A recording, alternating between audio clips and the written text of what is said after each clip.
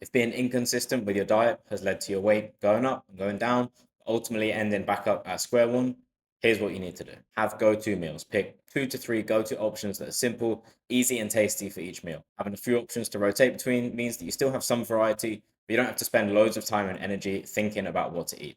The less effort your diet takes, the easier it will be to be consistent. Next, have a flexible daily structure. If you're following a rigid meal plan with no room for flexibility, of course you're going to struggle to be consistent. Life throws curveballs at us all the time, and we need to make sure that we can adapt to these if we'll ever be consistent with our diets.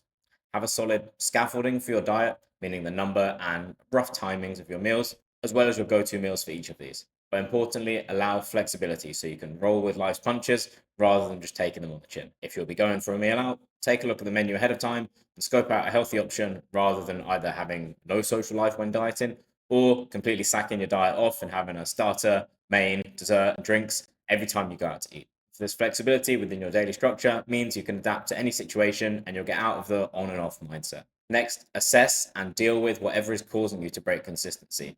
Last time you broke your diet, what happened? If you don't know what's causing you to struggle with consistency, then how can you ever expect to overcome this problem? Is it eating nothing all day at work and getting home ravenous in the evening? Is it eating chicken, rice, and broccoli every meal for a week and then being so bored and fed up you order a 3 course takeaway? Whatever the issue, identify it and decide what you're going to do to stop it from halting your progress again. Next, never miss twice. Hat tip to James Clear, who coined this phrase, which I really love. He talks about having a mindset of never missing twice when trying to build habits. This means if you don't do the habit one day, you make sure you do it the next day. He says one mistake is just an outlier, but 2 mistakes is the beginning of a pattern. As a quick refresher, have go to meals within a flexible daily structure, assess and tackle any recurring issues, and never miss twice.